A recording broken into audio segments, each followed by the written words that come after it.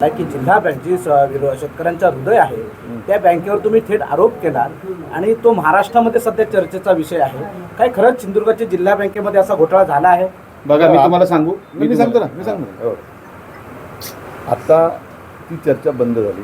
पहिली गोष्ट, जिथं जे पोचवायचं होतं तिथं पोचवलं, त्यामुळे आता विषय तो थांबलेला आहे. आता त्या विषयाची चर्चा आता बंद. ज्यावेळी आता जे वरिष्ठ बाबतीत निर्णय घेतील ना, वरिष्ठांकडे पोचवला विषय, त्यामुळे आता ही चर्चा बंद. आणि ही चर्चा फक्त तुमच्या माहितीसाठी सांगतो की त्या जिल्हा बँकेबद्दल मला पण आपुलकी आहे, कारण मी 7 वर्ष तिथं काम केलं. राणेसाहेबांच्या नेतृत्वाखाली ती बँक आलेली होती त्यावेळी. दुसरी गोष्ट अशी आहे की त्याच्यात शिवराम भाऊ जाधव असतील, डोलम साहेब असतील, यांनी मेहनत केलेली आहे. ती बँक टिकायला पाहिजे म्हणून काही माझ्या सूचना होत्या. आणि त्याचबरोबर अजूनही तुम्हाला सांगतो की तुम्ही त्याला काही गोष्टी ट्विस्ट केलात.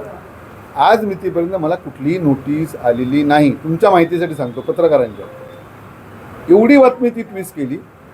काय मला एकदम तुम्ही राष्ट्रपतीचा ह्याचा हे करून टाकला, टाइम्स ऑफ इंडिया वगैरे सगळी बातमी मोठी तुम्ही करून टाकली. ठीक आहे, हरकत नाही. पण त्याला त्यावेळी जे उत्तर होतं, कारण ती बँक टिकायला पाहिजे माझी इच्छा आहे, आणि म्हणून जिथं काय ते पोचवायचं तिथं पोचवलेलं आहे. त्यामुळे आता हा विषय बंद. बोला. साहेब, तुमच्या मतदारसंघात जिल्हा बँक आहे, तुम्ही बोलत होता काय? माझ्या मतदारसंघात उत्तर दिलं ना, प्राधिकरण आहे ते, आलं लक्षात घ्या. कलेक्टर पण तिकडेच बसतात, म्हणजे ते माझे नाही. चलो, धन्यवाद. आभारी. काय प्रवेशानंतर ठाकरे गटाकडून अशी एक टीका झाली आहे की राजन तेली हे जिल्हा बँकेच्या चौकशी